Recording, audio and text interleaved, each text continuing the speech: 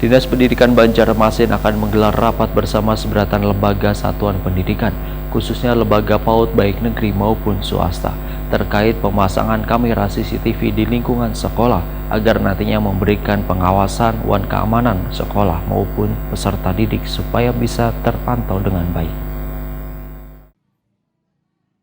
Dinas Pendidikan Banjarmasin akan menggelar rapat bersama sabarataan lembaga satuan pendidikan, khususnya lembaga PAUD baik negeri wan swasta, terkait pemasangan kamera CCTV di lingkungan sekolah. Kepala Dinas Pendidikan Banjarmasin Nuryadi, Wahitakwani Prima TV tengah hari Rabu 7 Juni 2023 memadahkan rapat koordinasi terkait keberadaan CCTV di lingkungan sekolah ini sebagai tindak lanjut dari keinginan pemerintah kota agar lembaga pendidikan memberikan pengawasan dan keamanan sekolah maupun peserta didik supaya bisa terpantau dengan baik. Menurut Nuryadi, ada beberapa SD dan SMP negeri telah dilengkapi kamera CCTV, sehingga diadakan rapat koordinasi supaya kedepannya seberatan lembaga pendidikan di Kota Seribu Sungai ini sudah dilengkapi kamera CCTV.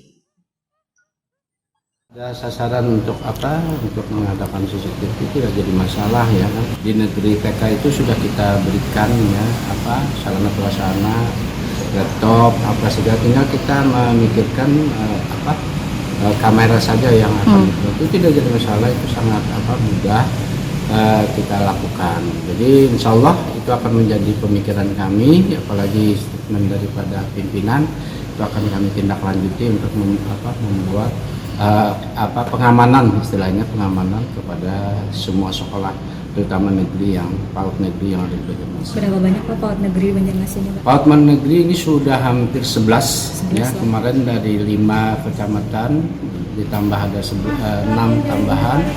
Nah, jadi itu tidak terlalu menyulitkan bagi kami untuk pengadaan CCTV yang harus dilakukan. Nuryadi berharap satuan pendidikan PAUD yang sudah berstatus negeri sebanyak 11 lembaga supaya dilengkapi kamera CCTV. Begitu pula dengan lembaga PAUD yang berada di bawah naungan yayasan. Nantinya akan diberikan surat himbauan agar di setiap lingkungan sekolah dipasang kamera CCTV.